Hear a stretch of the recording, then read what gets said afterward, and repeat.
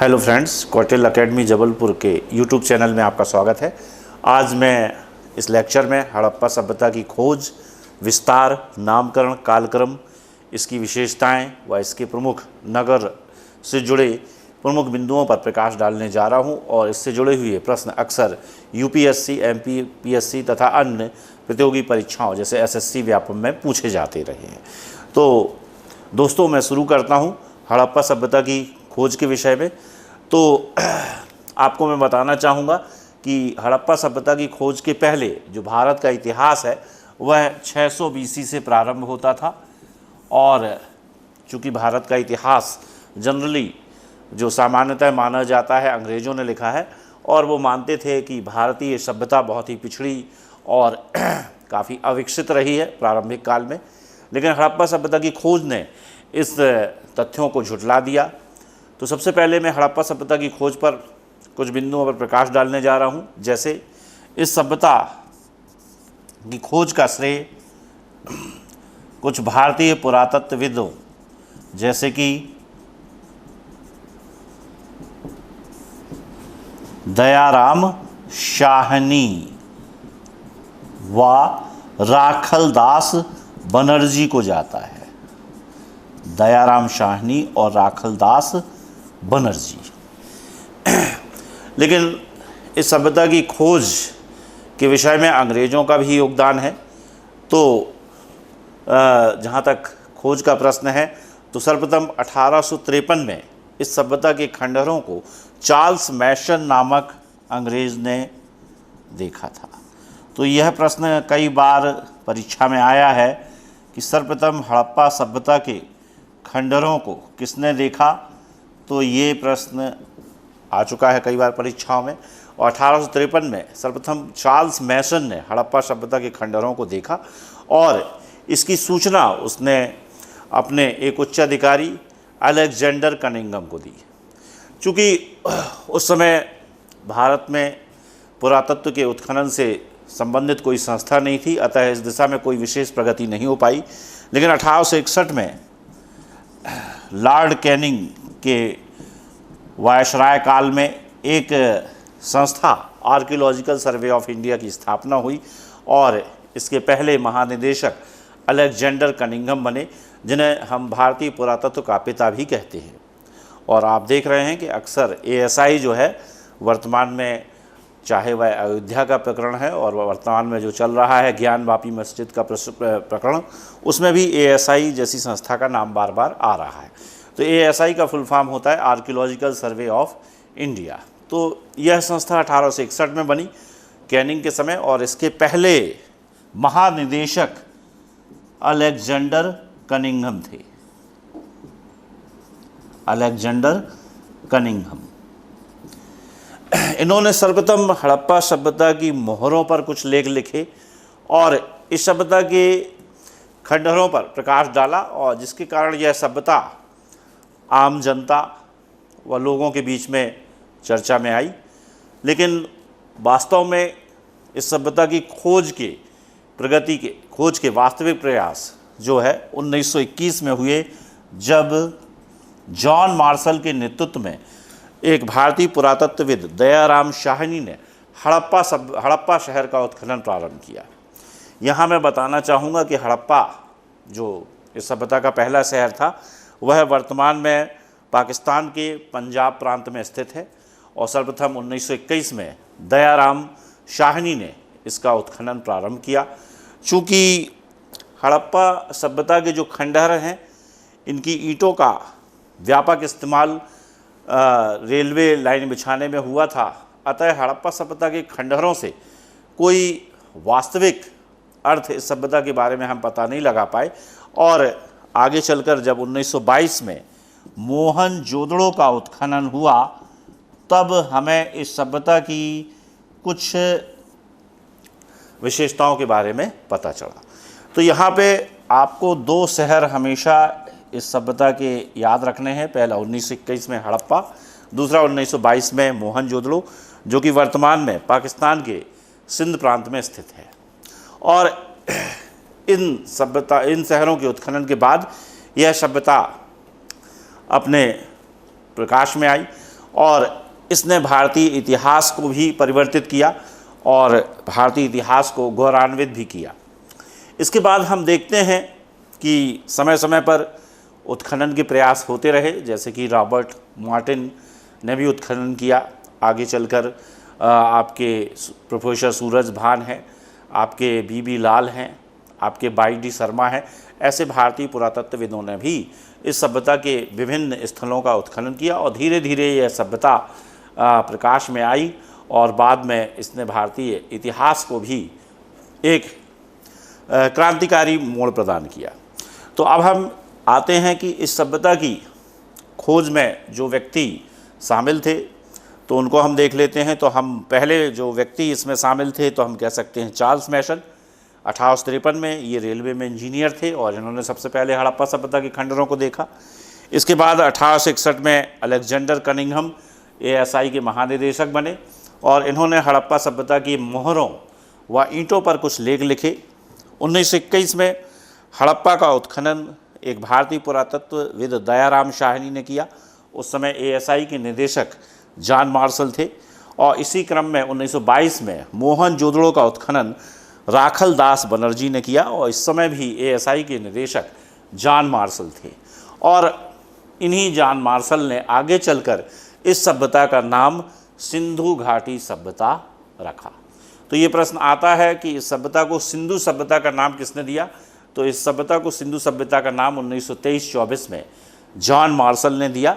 लेकिन जब यदि हम देखेंगे तो इस सभ्यता की खोज में कई व्यक्तित्वों का योगदान शामिल था, जिनके बारे में मैं आपको पहले बता चुका हूँ। अब खोज के बाद मैं दूसरे पॉइंट नामकरण पर आता हूँ। तो नामकरण को लेकर हम देखेंगे कि इस पर कई मत हैं।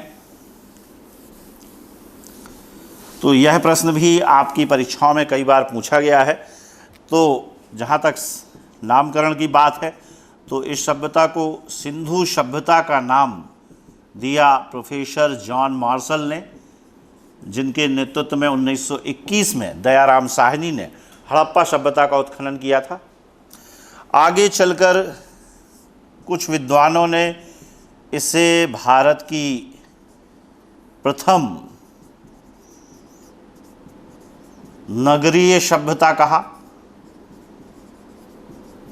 ठीक है, यहाँ पर एक इंटरेस्टिंग पॉइंट है कि यदि आता है विश्व की पहली नगरीय सभ्यता कौन सी थी तो आंसर होगा मेसोपोटामिया अर्थात इराक की सभ्यता।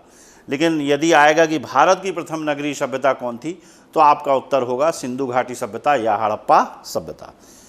तीसरा नाम कुछ विद्वानों ने धातु के आधार पर दिया है। तो इस सभ्यता का एक नाम और है कांस्ययुगीन सभ्यता, क्योंकि सिंधु घाटी के लोग भारत में पहले व्यक्ति थे जिन्होंने तांबे में टिन को मिलाकर कांसे का प्रयोग किया। यद्यपि कांसे के जो उपकरण हैं यहाँ पे काफ़ी कम मात्रा में पाए गए हैं, लेकिन भारत में सबसे पहले कांसा जो है सिंधु घाटी सभ्यता के लोगों ने प्रयोग किया, इसलिए इसे कांस्ययुगीन सभ्यता भी कहा गया है। एक नाम और चर्चा में रहता है जिसका नाम है सिंधु सरस्वती सभ्यता।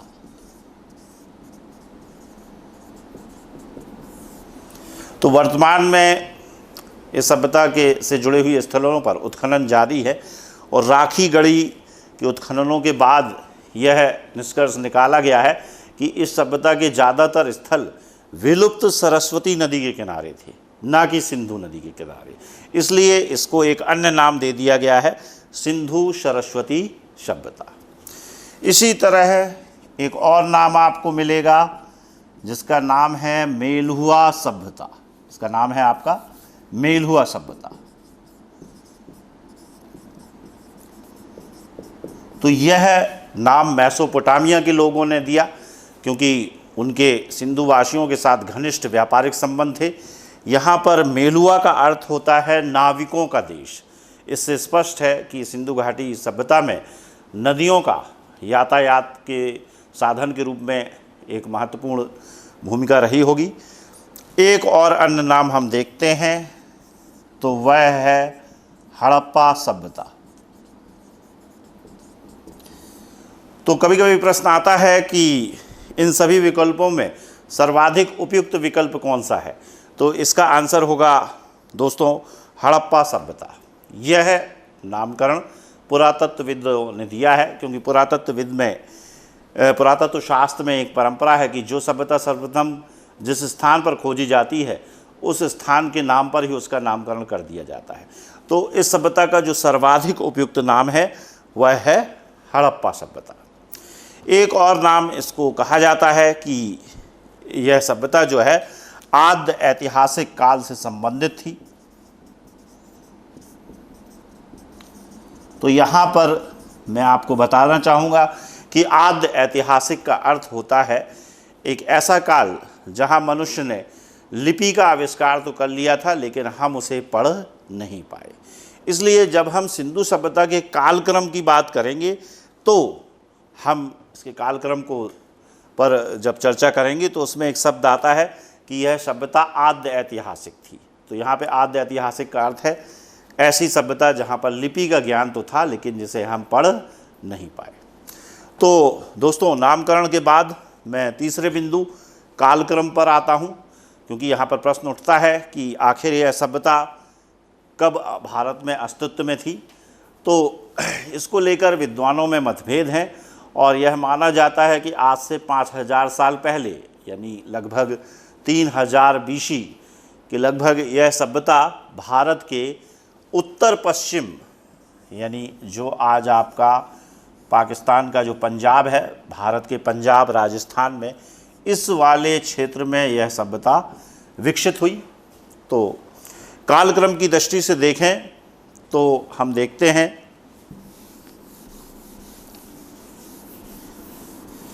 कि इसे ऐतिहासिक दृष्टि से देखें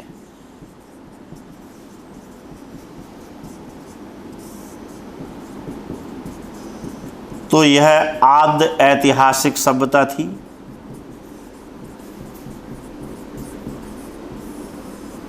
आद्य ऐतिहासिक अर्थात यहाँ के लोगों ने लिपि का आविष्कार कर लिया था लेकिन हम उसे पढ़ नहीं पाए। और इससे पहले जो समय था भारत में उसे हम प्रागैतिहासिक काल कहते हैं, अर्थात जहाँ ना लिपि थी। अब जब लिपि नहीं थी तो पढ़ने का प्रश्न ही नहीं उठता है। और इसके बाद जो होता है ऐतिहासिक काल आता है। तो सामान्यतः माना जाता है कि अशोक के अभिलेख भारत में प्राचीनतम पुरातात्विक साक्ष्य हैं जिन्हें पढ़ा गया है।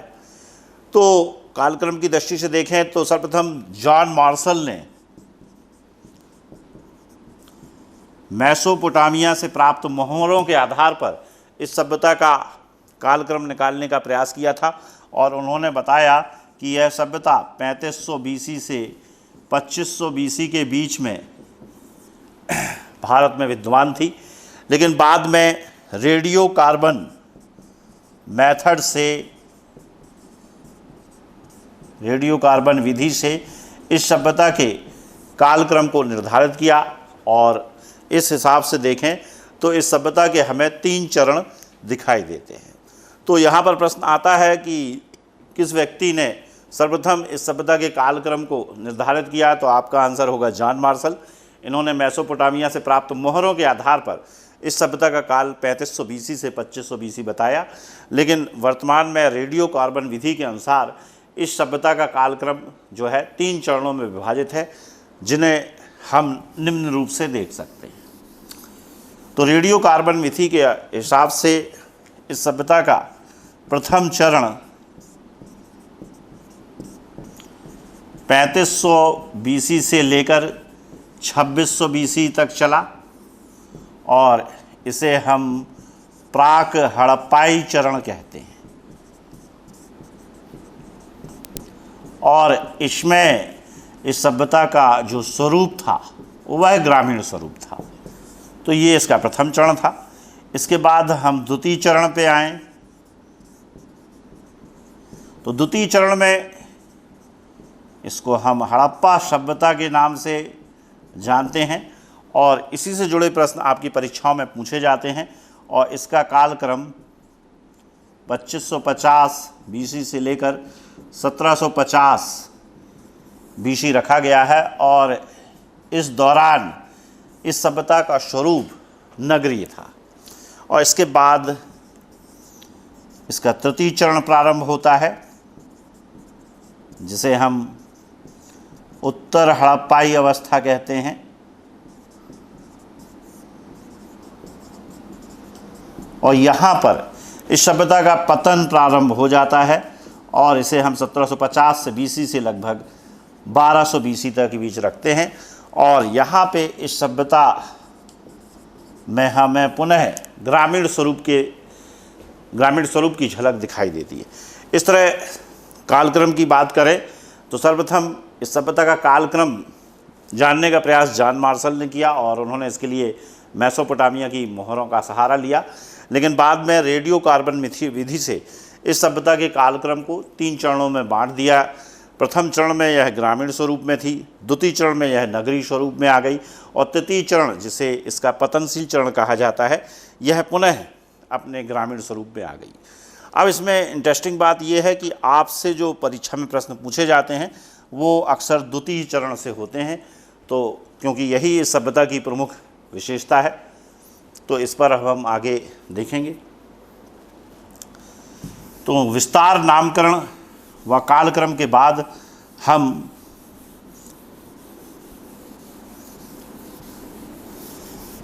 इस सभ्यता के विस्तार पर नज़र डालते हैं कि हमने देखा कि 1921 में जॉन मार्शल के नेतृत्व में दयाराम शाहनी ने इस सभ्यता को खोजा और आगे चलकर इस सभ्यता से जुड़े कई स्थलों का उत्खनन हुआ। वर्तमान में यदि हम कहें कि इस सभ्यता का विस्तार, तो यह सभ्यता लगभग 12,99,500 वर्ग किलोमीटर क्षेत्र में फैली हुई है। यदि हम देशों की बात करें तो यह सभ्यता 3 देश, भारत, पाकिस्तान और अफ़गानिस्तान में फैली हुई है। तो कभी कभी प्रश्न पूछा जाता है कि सभ्यता का क्षेत्रफल क्या है, तो 12,99,500 वर्ग किलोमीटर। और यदि कभी कभी पूछ दिया जाता है कि यह कितने देशों में फैली थी, तो यह 3 देशों में फैली थी, भारत, पाकिस्तान व अफ़गानिस्तान। और वर्तमान में इसके लगभग 1400 से ज़्यादा स्थल खोजे जा चुके हैं, जिसमें से ज़्यादातर स्थल अब भारत में हैं। तो आप ये मान लीजिए कि आज भारत में करीब 975 स्थल हैं।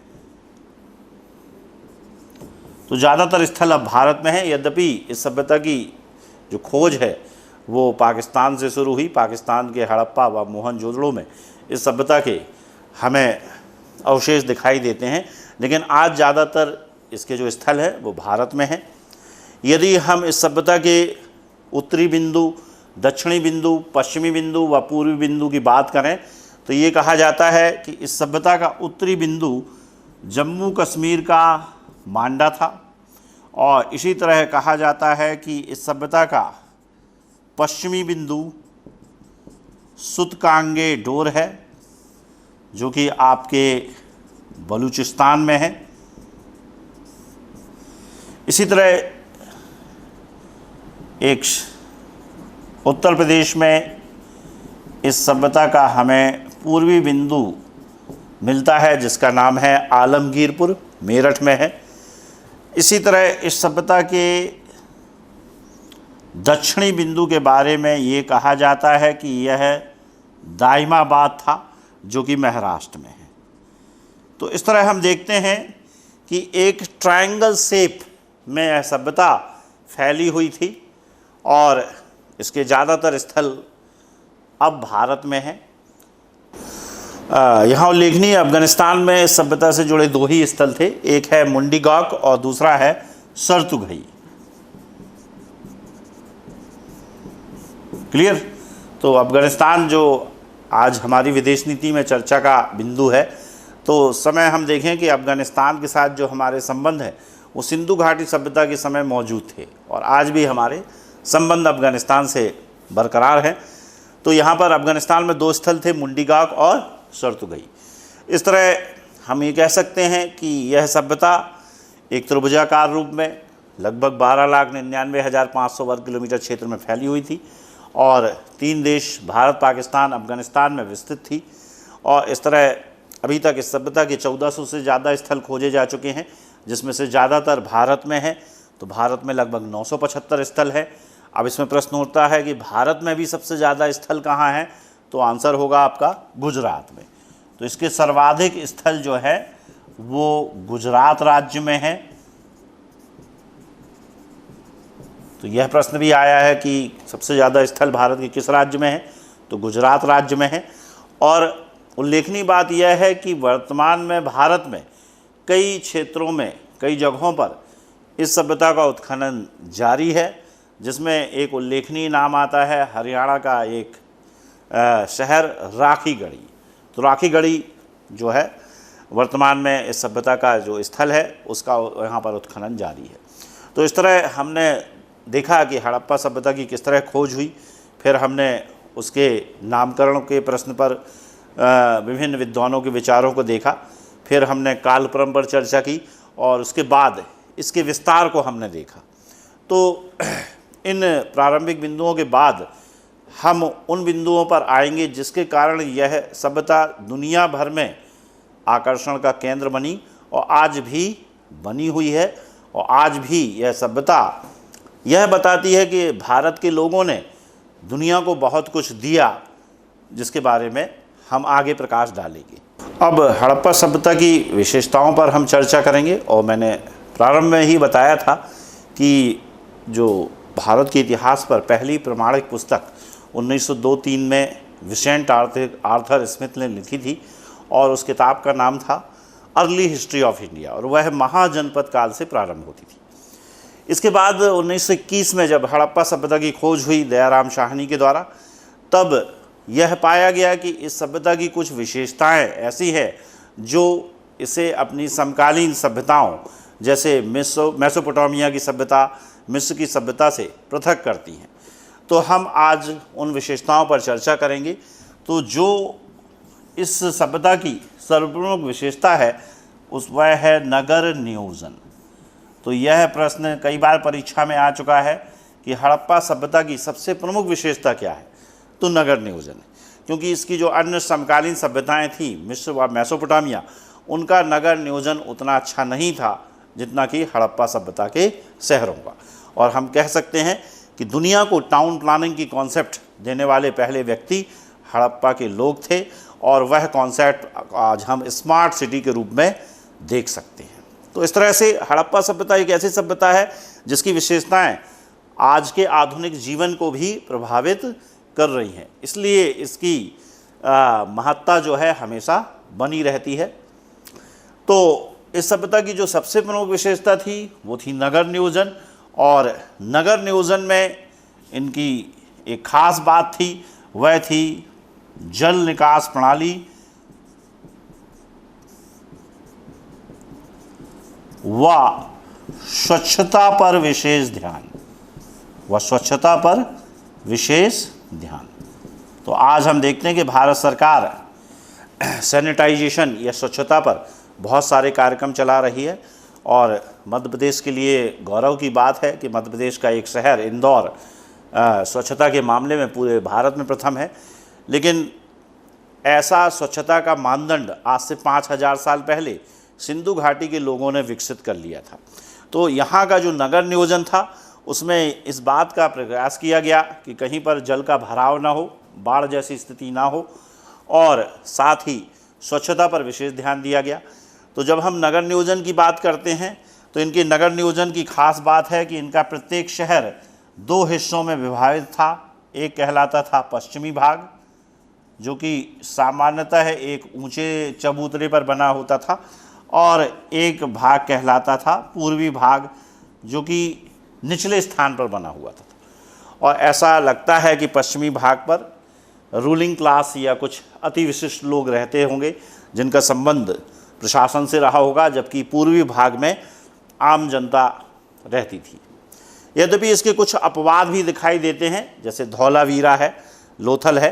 धौलावीरा शहर 3 भागों में विभाजित है, लोथल में इस तरह का हमें विभाजन नहीं दिखाई देता है। पश्चिमी भाग में हमें दुर्गनुमा संरचनाएँ मिलती हैं, जिससे लगता है कि यहाँ पर प्रशासन से जुड़े हुए अति विशिष्ट लोग रहा करते होंगे। इस नगर नियोजन की एक और अन्य खास बात है कि यहाँ पर सड़कें एक दूसरे को 90 डिग्री पर काटती हैं, अर्थात समकोण पर काटती सड़कें।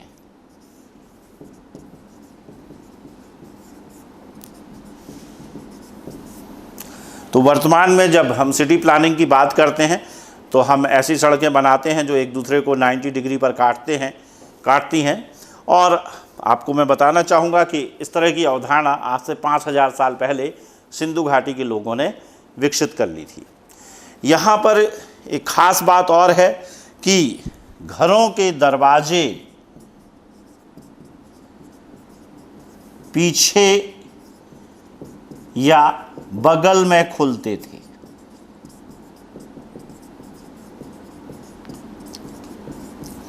तो यहाँ की विशेषताओं में ये भी है कि घरों के दरवाजे मुख्य सड़क की ओर न खुलकर पीछे या बाजू वाली सड़क में खुलते थे और इसके पीछे कहा जाता था कि इनके 3 दृष्टिकोण रहे होंगे। पहला तो इससे घरों में स्वच्छता बनी रहती थी, यदि दरवाजे व खिड़कियाँ मुख्य सड़क की ओर खुलेंगे तो आपके सड़कों की धूल जो है अंदर आ सकती है। दूसरा ये कहा जाता था इससे जो बच्चे हैं वो एक्सीडेंट से बच जाते थे, क्योंकि बच्चे कभी कभी खेलते हुए मुख्य सड़क पर चले जाते हैं और फिर एक्सीडेंट के शिकार हो जाते हैं। चूँकि दरवाजे बाजू में या पीछे खुलते थे तो ये माना जाता है कि यह एक्सीडेंट से बच्चों को सुरक्षा प्रदान करता था। और तीसरा ये है कि इससे प्राइवेसी, जो परिवार की गोपनीयता है, वो भी बनी रहती थी। क्योंकि जैसे हम किसी के घर जाते हैं तो हम कभी कभी देखते हैं वह नहीं रहता है या उसके दरवाजे या खिड़कियों से झांकने का प्रयास करते हैं, तो इस तरह की संभावना सिंधु घाटी के घरों में नहीं थी। तो यहाँ पे हम देखते हैं कि सिंधु घाटी के सभ्यता के जो घर थे उनमें दरवाजे पीछे या बगल में खुलते थे, तो उसके पीछे स्वच्छता का दृष्टिकोण सबसे प्रमुख था। साथ ही हम देखें कि यहाँ पे प्रत्येक घर में, पर्टिकुलर मोहनजोदड़ो शहर में प्रत्येक घर में कुएँ पाए गए हैं और एक उम्दा जल निकास प्रणाली यहाँ पर देखी गई है। जल निकास प्रणाली के अंतर्गत इन्होंने न केवल सड़कों के किनारे नालियाँ बनाई हुई थी, बल्कि ये नालियाँ मैन होल से सुसज्जित थीं, अर्थात जो भारी गंदगी थी, यदि पानी इस तरह बहता आ रहा है गंदा पानी, तो उसमें जो हैवी डस्ट होता था, भारी कचरा होता था, इन मैन होल में एकत्रित हो जाता था, फिर उसे बाद में उठाकर अलग कर दिया जाता था और इस तरह शहर को एक बहुत विकसित जल निकास प्रणाली सिंधु सभ्यता के लोगों ने प्रदान की। तो इस नगर नियोजन की जो विशेषता है यह आज भी हमारे वर्तमान जीवन में देखी जा सकती है। अब नगर नियोजन के बाद हम देखें जो इसकी दूसरी प्रमुख विशेषता है, तो सबसे विस्तृत सभ्यता। मैंने आपको पहले बताया कि यह सभ्यता अपनी समकालीन सभ्यताओं मेसोपोटामिया की सभ्यता और मिस्र की सभ्यता से क्षेत्रफल में बड़ी थी। इसलिए कहा जाता है कि विश्व की सबसे बड़ी सभ्यता क्षेत्रफल में, तो आपका आंसर होगा सिंधु घाटी की सभ्यता या हड़प्पा का सभ्यता। लेकिन यदि प्रश्न आता है विश्व की सबसे पुरानी सभ्यता कौन सी है, तो निश्चित रूप से इजिप्ट या मिस्र की सभ्यता। तीसरी जो इसकी विशेषता थी वो था लिपि का प्रयोग।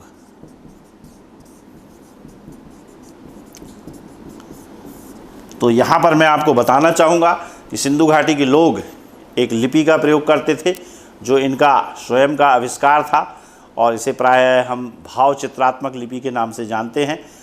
चूँकि इस लिपि को अभी हम पढ़ नहीं पाए हैं, इसलिए हमने पहले बताया कि इस सभ्यता को हम आद्य ऐतिहासिक काल में रखते हैं।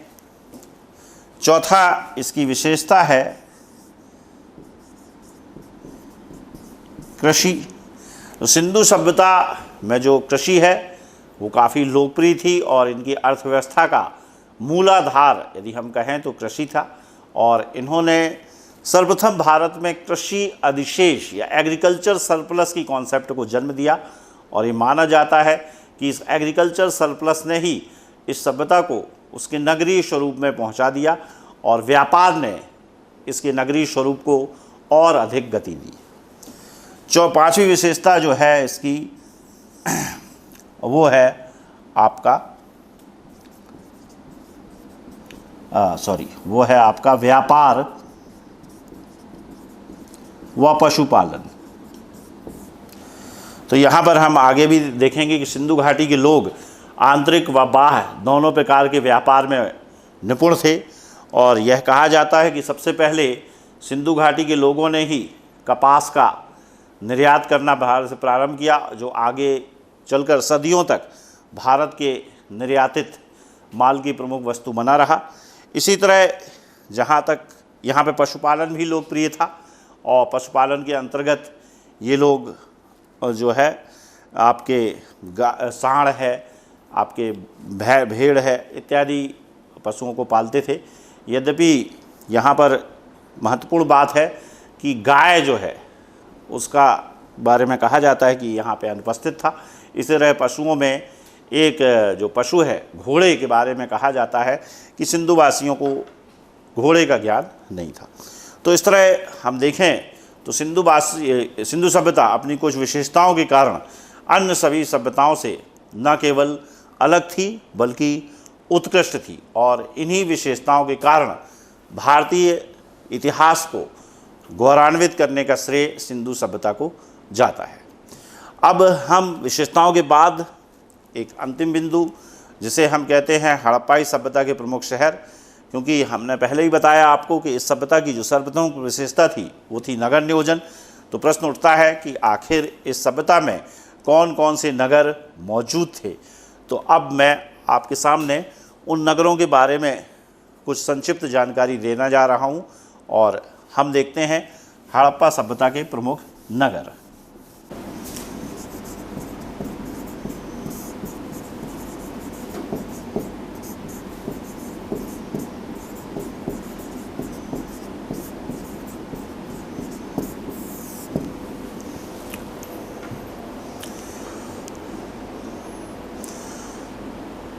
उल्लेखनीय है सभ्यता के 1400 से ज़्यादा स्थल खोजे जा चुके हैं, लेकिन यहाँ एक आश्चर्यजनक तथ्य है कि इन स्थलों में केवल 7 या 8 को ही हम नगर की संज्ञा दे सकते हैं। अर्थात इस सभ्यता के ज़्यादातर शहर नहीं थे बल्कि गांव ही थे, लेकिन यहाँ पर हमें कुछ शहर पहली बार दिखाई देते हैं, जैसे आपका हड़प्पा है, मोहन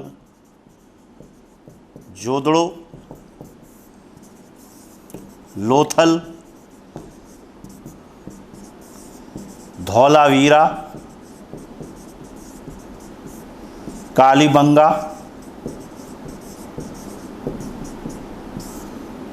चन्हूदड़ो,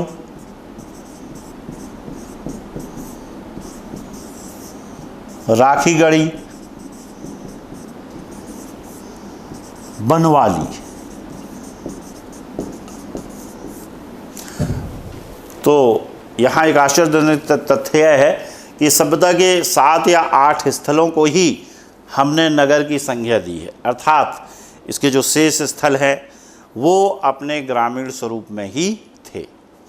अब हम देखते हैं कि इस सभ्यता की खोज के साथ साथ किन किन स्थलों की खोज हुई, और उनसे जुड़े हुए प्रश्न अक्सर आपकी परीक्षाओं में पूछे जाते रहे हैं।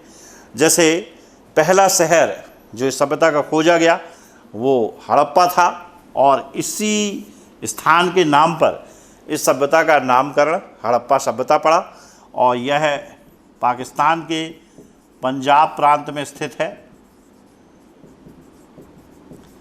रावी नदी के किनारे, और इसके उत्खननकर्ता थे दयाराम शाहनी।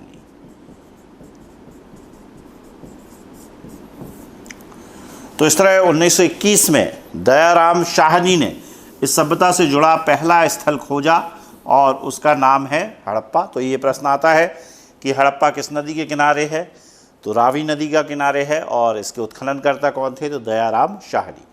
अब हड़प्पा के उत्खनन से कुछ हमें निष्कर्ष मिले, जैसे कुछ यहाँ पर हमें विशेषताएं मिली। जैसे यहाँ पर हमें एक लकड़ी का ताबूत मिला है, लकड़ी का ताबूत, साथ ही पश्चिमी भाग में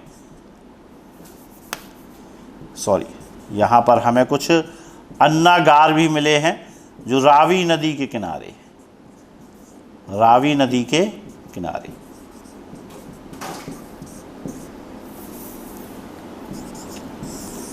और तीसरी बात है, यहाँ पर हमें एक कब्रिस्तान भी प्राप्त हुआ है जिसे हम R37 कहते हैं, R37 कब्रिस्तान। तो यह प्रश्न आता है कभी कभी कि जो हड़प्पा का अन्नागार है वह कहाँ स्थित था। तो यहाँ पर आश्चर्य की बात है कि यह नदी के किनारे स्थित था, ताकि इस अन्नागार से रखे हुए अन्न को हम नावों के माध्यम से सभ्यता के दूसरे भागों में भेज सकें या समकालीन सभ्यताओं में निर्यात कर सकें। इसलिए कहा जाता है कि इस अन्नागार का जो उद्देश्य होगा वो निश्चित रूप से यहाँ पे व्यापारिक था।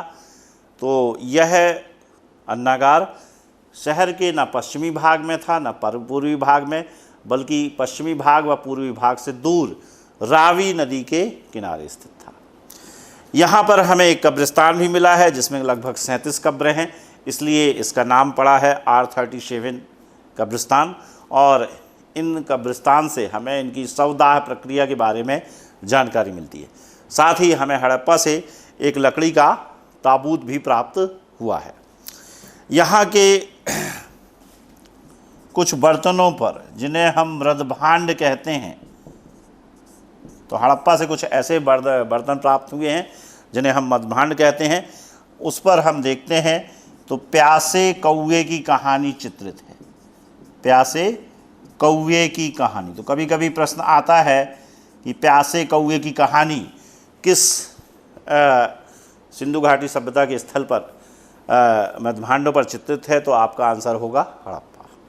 और हड़प्पा की सर्वप्रमुख विशेषता यह है कि इस सभ्यता के नाम पर, इस स्थल के नाम पर ही इस सभ्यता का नाम हड़प्पा सभ्यता पड़ा।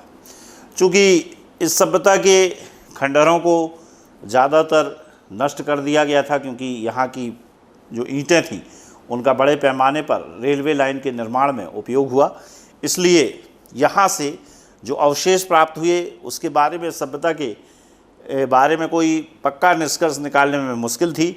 इसलिए इसके बाद मोहनजोदड़ो का उत्खनन प्रारंभ हुआ और यहाँ से जो निष्कर्ष मिले उससे यह सिद्ध हो गया कि यह सभ्यता एक नगरीय सभ्यता थी और यहाँ पर एक उम्दा जल निकास प्रणाली मौजूद थी। तो इस सभ्यता का जो दूसरा शहर खोजा गया वो था मोहनजोदड़ो 1922 में। ये पाकिस्तान के सिंध प्रांत में स्थित है, सिंधु नदी के किनारे, और यहाँ पर उत्खनन करता थे राखल दास बनर्जी। तो यह प्रश्न भी पूछा जाता है कि मोहनजोदड़ो के उत्खननकर्ता कौन थे, तो राखल दास बनर्जी। मोहनजोदड़ो ये सिंधी भाषा का शब्द है और इसका वास्तविक अर्थ होता है मृतकों का टीला, मृतकों का टीला। और इसे सिंध का नखलिस्तान भी कहा जाता है, सिंध का नखलिस्तान। तो यहाँ पर एक शब्द आ रहा है नखलिस्तान। तो नखलिस्तान का अर्थ होता है कि जो रेगिस्तानी एरिया होते हैं, जहाँ वर्षा की कमी होती है, वहाँ पर ग्रीनरी कहीं पर पाई जाए, जहाँ पर हरे भरे पेड़ कुछ एरिया में पाए जाते हैं, तो ऐसे क्षेत्रों को हम नखलिस्तान की संज्ञा देते हैं। तो इसे सिंध का नखलिस्तान भी कहा जाता है। और यह एक ऐसी साइट है जो यूनेस्को की वर्ल्ड हेरिटेज साइट में शामिल है। यद्यपि यह पाकिस्तान में है, लेकिन यह सिंधु सभ्यता का पहला स्थल था जिसे यूनेस्को की वर्ल्ड हेरिटेज साइट में शामिल किया गया। और आगे चलकर हम देखेंगे कि एक अन्य स्थल को शामिल किया जो कि भारत में है, उसका नाम है धौलावीरा। अब सिंधु सभ्यता से मोहनजोदड़ो से कुछ ऐसे अवशेष मिले हैं जिससे हमें सभ्यता के बारे में बड़ी प्रमाणिक व पुख्ता जानकारी मिलती है। जैसे हमें यहाँ पर एक उम्दा जल निकास प्रणाली देखने को मिलती है। तो यह प्रश्न कई बार परीक्षा में आया है कि सिंधु सभ्यता के किस शहर में हमें सर्वोत्तम जल निकास प्रणाली देखने को मिलती है, तो आपका उत्तर होगा मोहनजोदड़ो। और यहाँ पर प्रत्येक घर में कुआं भी मिला है और कुएं और आंगन का संबंध सड़कों पर बनी नालियों से था और नालियों में बाकायदा मैन होल बने हुए थे जिसमें भारी गंदगी इकट्ठी हो जाती थी और नालियाँ से फिर बाद में इन गंदगी को निकाल लिया जाता था। इस तरह सिंधु घाटी के लोग स्वच्छता के प्रति बहुत जागरूक थे। यहाँ पर एक और हम देखते हैं बिल्डिंग, तो यहाँ की जो सर्वप्रमुख बिल्डिंग है तो ये कई बार पूछा गया है स्नानागार, या इसे हम ग्रेट बाथ के रूप में जानते हैं। तो यह प्रश्न आता है कि स्नानागार या ग्रेट बाथ सिंधु सभ्यता की किस स्थल से प्राप्त हुआ है, तो आपका उत्तर होगा मोहनजोदड़ो, और इसका उपयोग संभवतः किसी धार्मिक अनुष्ठान में होता होगा, ऐसा एक इतिहासकार A.L. बासम का कहना है। इसके अतिरिक्त यहाँ पर हमें सूती कपड़े का टुकड़ा मिला है, तो यहाँ से हमें जानकारी मिलती है कि सिंधु घाटी के लोग कपास से परिचित थे। साथ ही यहाँ से भी हमें अन्नागार मिले हैं। तो ये कहा जाता है कि अन्नागार जो हड़प्पा में भी था, मोहनजोदड़ो में भी इस तरह अन्नागार थे, और यहाँ पे मोहनजोदड़ो की जो सबसे बड़ी बिल्डिंग है वो कहा जाता है वो अन्नागार ही थी। तो अन्नागार का अर्थ होता है कि यहाँ पर अन्न को स्टोर करके रखा जाता होगा, और इससे स्पष्ट है कि ये लोग आवश्यकता से ज़्यादा अन्न का उत्पादन कर रहे थे, यानी इनका एग्रीकल्चर प्रोडक्शन सरप्लस था, और इसी एग्रीकल्चर प्रोडक्शन के चलते इनके व्यापार को बढ़ावा मिला और एक नगरीय सभ्यता का जन्म हुआ। मोहनजोदड़ो से कुछ और चीज़ें भी मिली हैं, जैसे यहाँ से हमें मेसोपोटामिया की मोहरें भी मिली हैं।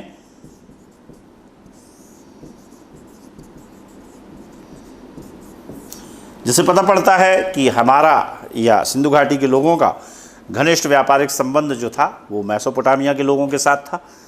इसी तरह यहाँ पर एक और विशिष्ट हमें कलाकृति देखने को मिलती है, वो है पशुपति मोहर।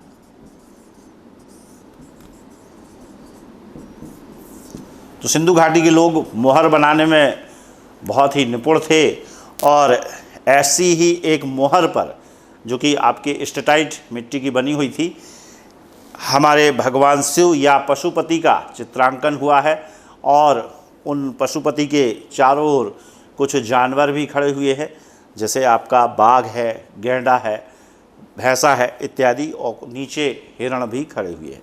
तो यह प्रश्न कई बार परीक्षा में पूछा गया है कि पशुपति मोहर सिंधु सभ्यता की किस स्थल से प्राप्त हुई है, तो आपका उत्तर होगा मोहनजोदड़ो से। और पुरातत्वविद जॉन मार्शल का ये कहना है कि यह आद्य शिव यानी शिव के प्राचीनतम रूप का परिचायक है। तो पशुपति की जो मोहर है वो आपके मोहनजोदड़ो से क्या हुई है, प्राप्त हुई है। हड़प्पा और मोहनजोदड़ो के बाद हम इस सभ्यता के तीसरे शहर चन्हूदड़ो पर आते हैं। चन्हूदड़ो ये भी पाकिस्तान के सिंध प्रांत में स्थित है, और इसका उत्खनन 1931 में नवगोपाल मजूमदार अर्थात N.G. मजूमदार व अर्नेस्ट मैके ने किया था। तो ये तीसरा शहर भी आपके पाकिस्तान में है, और यहाँ पे नगर नियोजन में एक परिवर्तन देखा गया कि यहाँ पे शहर पूर्वी व पश्चिमी भाग में विभाजित ना होकर संपूर्ण शहर एक ऊंची दीवार से घिरा हुआ था। तो यह प्रश्न आता है कि किस शहर में हमें पूर्वी व पश्चिमी भाग नहीं दिखाई देते हैं, या यहाँ पर किलेबंदी का हमें अभाव दिखाई देता है, तो आपका आंसर होगा चन्हूदड़ो। चन्हूदड़ो की खास बात यह है कि ये इनका औद्योगिक शहर था, इंडस्ट्रियल टाउन, क्योंकि यहाँ पर हमें मनका बनाने का कारखाना मिला है, मनका का कारखाना। तो यह प्रश्न आता है कि मनका बनाने का कारखाना कहाँ मिला है, तो चन्हूदड़ो। और ऐसा प्रतीत होता है कि सौंदर्य प्रसाधन अर्थात लिपस्टिक, बिंदी बनाने की फैक्ट्रीज़ भी आपके चन्हूदड़ो में रही होगी। तो ये आपके पहले 3 शहर हैं। अब इसके बाद हम देखते हैं कि भारत में कौन कौन से शहर खोजे गए। तो यह प्रश्न में आता है कभी कभी परीक्षा में कि भारत में खोजा गया पहला सिंधु सभ्यता का स्थल कौन सा था, तो आपका आंसर होगा रोपड़। तो ये भारत में पहला स्थल था, पाकिस्तान के पंजाब प्रांत में है, सतलुज नदी के किनारे, और इसके उत्खनन करता थे बाई डी शर्मा।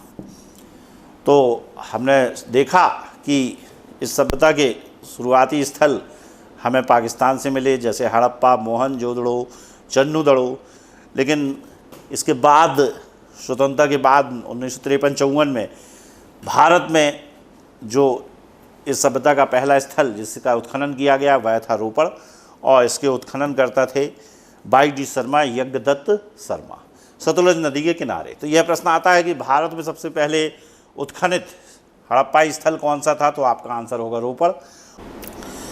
रोपड़ की खास बात यह है कि यहाँ पर एक कब्र में मालिक के साथ कुत्ते को दफनाया गया है। तो यह प्रश्न कई बार परीक्षा में आया है कि मालिक के साथ कुत्ते को कहाँ दफनाया गया है, तो आपका आंसर होगा रोपड़। तो ऐसा हड़प्पाई स्थल भारत के रोपड़ में था।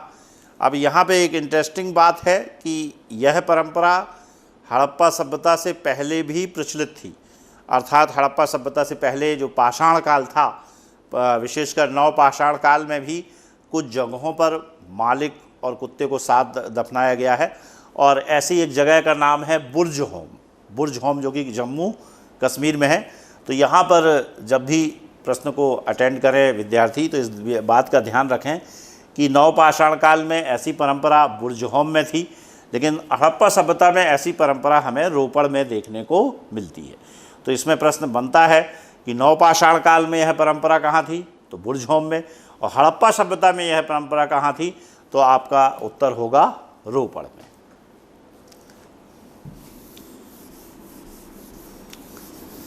इसके बाद हम इस सभ्यता के एक प्रमुख औद्योगिक शहर व बंदरगाह लोथल की चर्चा करते हैं। तो इससे जुड़े हुए प्रश्न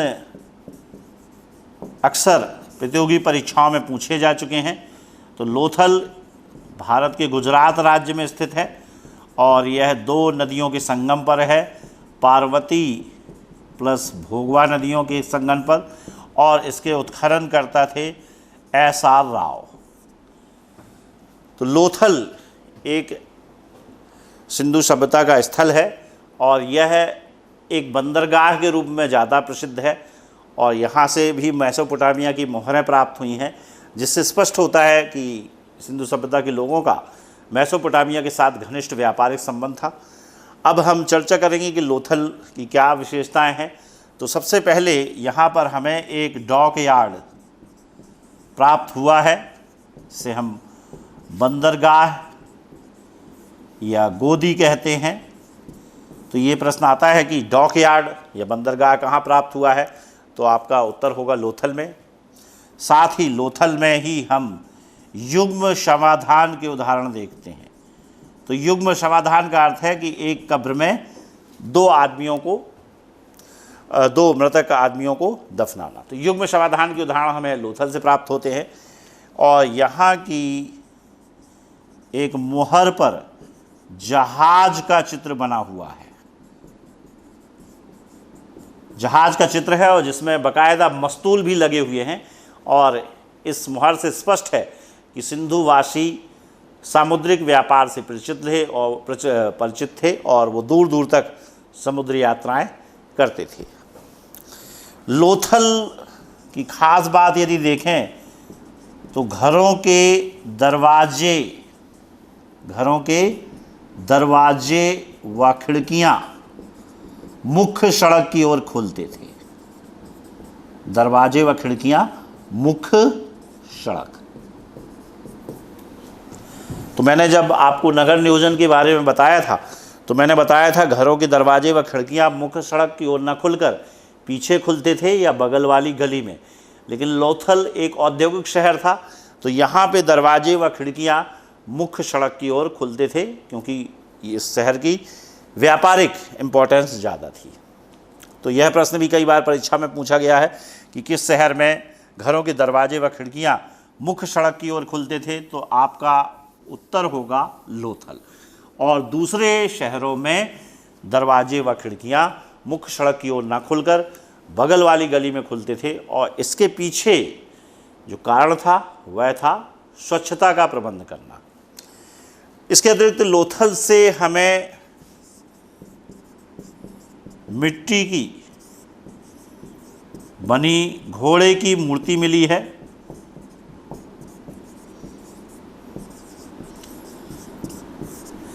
लेकिन यहाँ पे एक इंटरेस्टिंग बात यह है कि घोड़े के विषय में सिंधु वासियों को कोई नॉलेज नहीं था, क्योंकि ये कहा जाता है कि घोड़े की आकृतियाँ मिली हैं लेकिन इनकी प्रामाणिकता बड़ी संदिग्ध है। और कुछ जगहों पर हम देखेंगे घोड़े की अस्थियाँ भी मिली हैं लेकिन इनकी प्रामाणिकता संदिग्ध है। इसलिए यह कहा जाता है कि सिंधुघासी जो थे वो घोड़े के प्रयोग से परिचित नहीं थे। साथ ही लोथल एक ऐसा स्थल है जहाँ पर हमें धान या चावल के साक्ष्य मिलते हैं, धान या चावल के साक्ष्य, क्योंकि ज़्यादातर सिंधु घाटी के लोग रबी की फसल उगाते थे और खरीफ की फसलों में प्रमुख है चावल। तो चावल के साक्ष्य हमें लोथल से प्राप्त हुए हैं। एक और अन्य स्थल से भी प्राप्त हुए हैं जिसकी हम चर्चा करेंगे।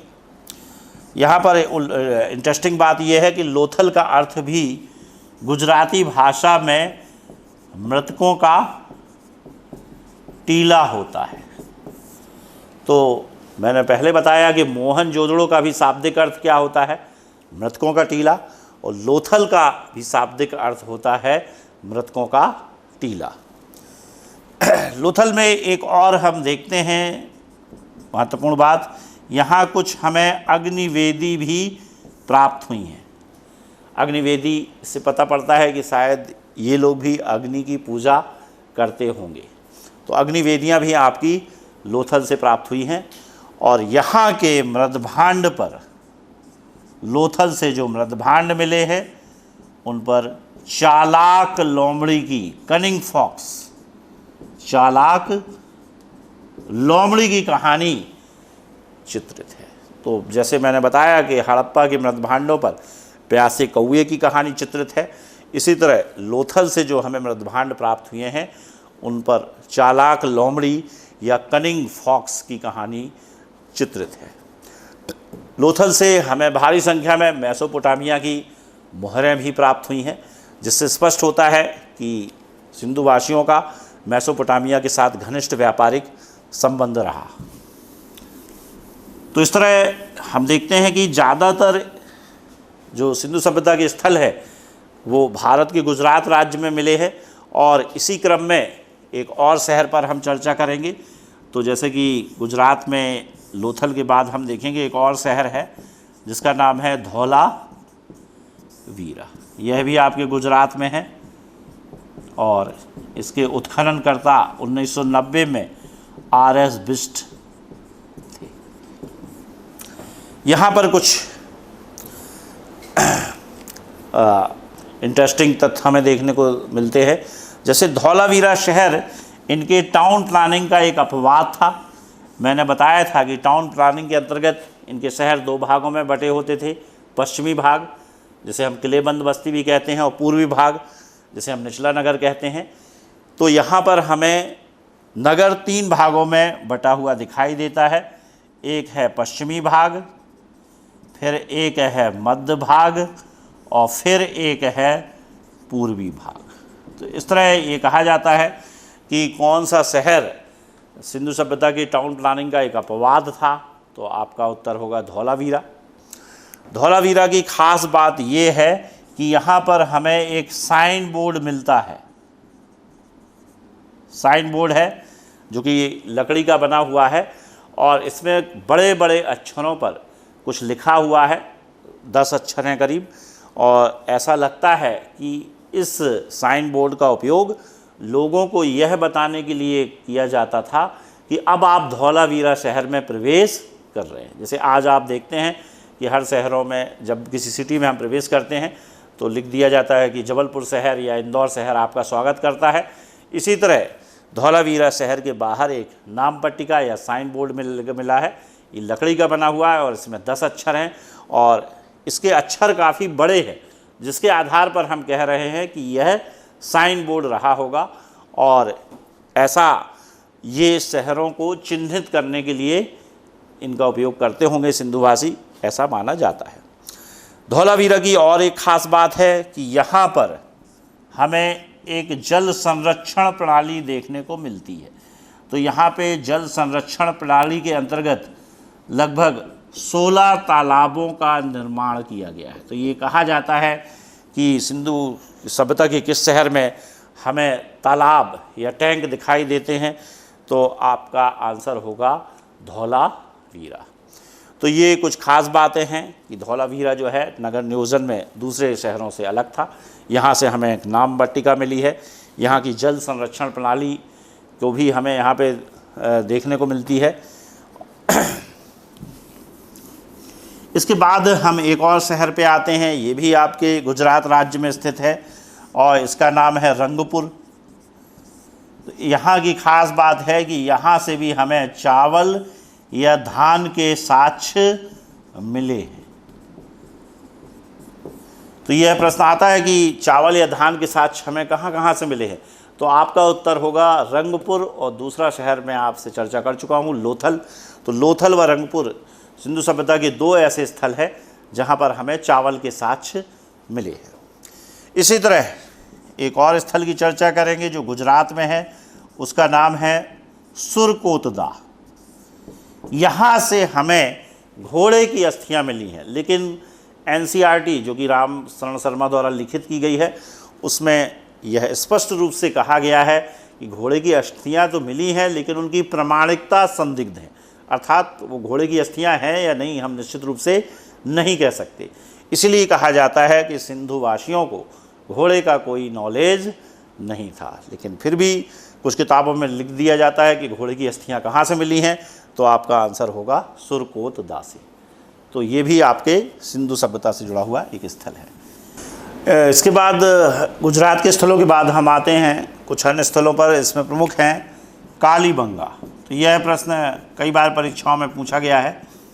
कालीबंगा ये भारत के राजस्थान राज्य में स्थित है और यहाँ का जो उत्खनन किया है वो है प्रोफेसर BB लाल व अमलानंद घोष ने।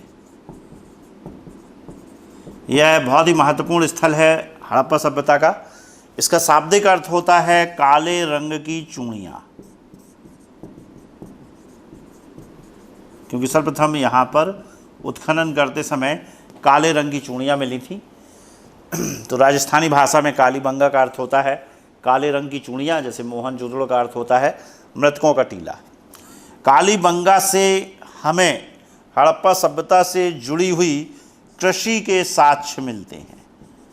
तो यहाँ पर प्रश्न कई बार पूछा गया है कि कृषि के साक्ष्य हमें किस हड़प्पाई स्थल से प्राप्त होते हैं, तो आपका उत्तर होगा कालीबंगा।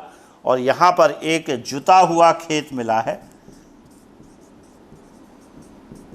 और स्पष्ट है कि ये लोग हल का प्रयोग करते थे। तो हल के प्रयोग से सिंधुवासी परिचित थे, लेकिन हल का कोई साक्ष्य हमें नहीं मिला है।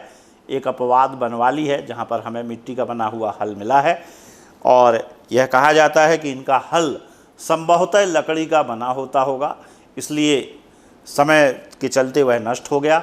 लेकिन ये हल के प्रयोग से परिचित थे और हल के कारण ही इनका एग्रीकल्चर प्रोडक्शन काफ़ी बढ़ गया और इन्होंने काफ़ी ज़्यादा कृषि का उत्पादन किया, जिससे यह सभ्यता अपने ग्रामीण स्वरूप से निकलकर नगरीय स्वरूप में आ गई।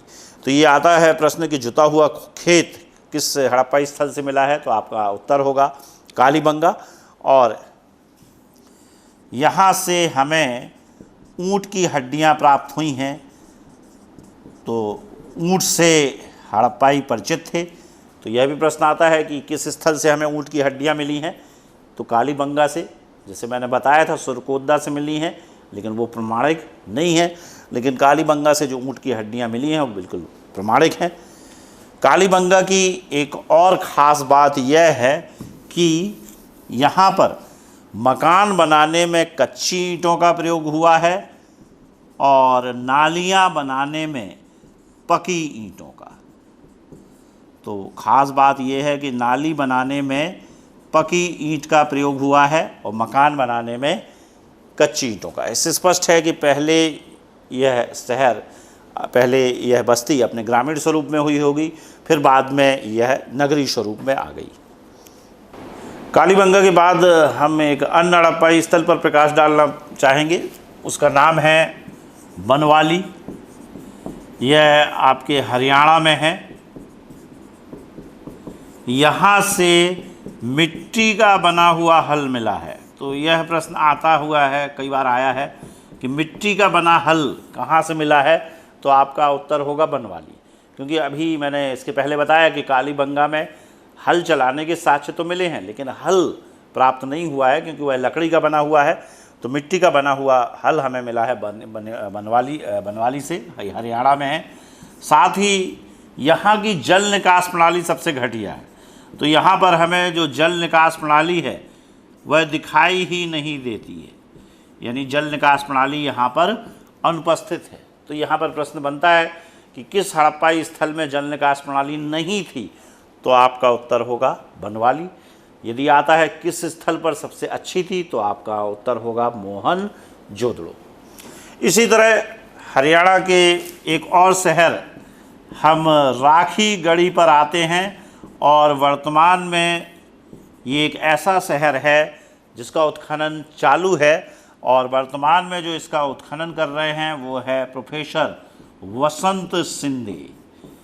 तो राखीगढ़ी हरियाणा में है और इसका उत्खनन चालू है, और यह कहा जाता है कि यह शहर विलुप्त सरस्वती नदी के किनारे स्थित रहा होगा, और इसी शहर के माध्यम से हम विलुप्त सरस्वती नदी को ढूंढने का भी प्रयास कर रहे हैं। उल्लेखनीय है कि हमारे शास्त्रों में सरस्वती नदी की चर्चा की गई है, और ये हिमालय से निकलती थी, और यह माना जाता है कि राजस्थान में एक जगह है विंसन में यह जाकर विलुप्त हो जाती थी। तो वर्तमान में जिस शहर का उत्खनन चालू है वह है हरियाणा का शहर राखीगढ़ी, और यहाँ पर अभी उत्खनन चल रहा है। उसके नेतृत्व करता है प्रोफेसर वसंत सिंधे। तो इस तरह हमने हरियाणा के स्थलों को देखा। अब मैंने आपसे जब विस्तार के बारे में बताया था तो एक शहर की चर्चा की थी, दाइमाबाद। तो दाइमाबाद इस सभ्यता का दक्षिणतम बिंदु है और महाराष्ट्र में है, और गोदावरी की एक सहायक नदी प्रवरा नदी के किनारे स्थित है। तो दाइमाबाद इस सभ्यता का दक्षिणतम बिंदु है, और यहाँ से हमें कांसे के बने रथ मिले हैं। कांसे के बने रथ हैं जिन्हें एक व्यक्ति चला रहा है। तो यह प्रश्न कई बार परीक्षाओं में आया है कि इस सभ्यता का दक्षिणतम बिंदु कौन सा है, तो आपका उत्तर होगा दाइमाबाद। इसी तरह कांसे का बना हुआ रथ कहाँ से मिला है, तो भी आपका उत्तर होगा दाइमाबाद। अब इन हड़प्पाई स्थलों के अतिरिक्त कुछ और स्थल हैं जो चर्चा में रहते हैं। जैसे हाल ही में MPPSC मेंस 2022 में सिंधु सभ्यता पर 3 नंबर का एक प्रश्न पूछा गया, कोट दीजी। तो ये भी एक हड़प्पाई स्थल है जो कि पाकिस्तान के सिंधु प्रांत में स्थित है, जहाँ पर मोहनजोदड़ो व चन्नूदड़ो स्थित थे। तो यह प्रश्न अभी हाल ही में आपके MPPSC 2022 के मेंस में पूछा गया है। एक और स्थान इस सभ्यता का चर्चा में रहता है, वह है कुणाल। कुणाल आपका हरियाणा राज्य में है, और यहाँ पर जो चीज़ हमें मिले हैं वो है सोने के मुकुट। तो कभी कभी ये पूछा गया है कि किस स्थल से सोने का मुकुट प्राप्त हुआ है, तो आपका उत्तर होगा कुणाल। इसी तरह इस सभ्यता का एक स्थल है, ये भी चर्चा में रहता है, सुतकांगेडोर। ये पाकिस्तान के बलूचिस्तान प्रांत में स्थित है, और इसके बारे में कहा जाता है ये दास्क नदी के किनारे था, और यह भी इस सभ्यता का एक बंदरगाह है। तो इस तरह इस सभ्यता में हमें 2 बंदरगाह देखने मिलते हैं। पहला लोथल है जिसके बारे में हम चर्चा कर चुके हैं, और दूसरा है सुतकांगेडोर, यह पाकिस्तान के बलूचिस्तान में है।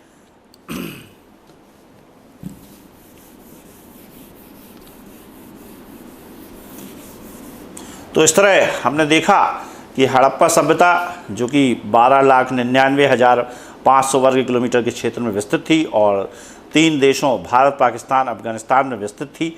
तो इसके प्रमुख शहरों पर हमने चर्चा की। अब अफ़गानिस्तान में जो इसके कुछ शहर मिले हैं, तो मैंने बताया अफ़गानिस्तान में इसके 2 ही शहर मिले हैं, एक है मुंडीगॉक और दूसरा है सर्तुघई। तो यहाँ पे मुंडीगॉक एक ऐसा शहर है जहाँ पर ऐसा लगता है कि ये सिंचाई प्रणाली का उपयोग करते थे। तो सामान्यतः यह माना जाता है कि ये सिंचाई के लिए नदियों के बाढ़ पर निर्भर थे, लेकिन मुंडीगॉक जो कि अफ़गानिस्तान में इनकी एक बस्ती थी, ऐसा प्रतीत होता है कि इन्होंने सिंचाई प्रणाली विकसित कर दी थी या नहरों से सिंचाई करते थे। तो अफ़गानिस्तान के 2 शहर हैं, मुंडीगॉक और सर्तुघई।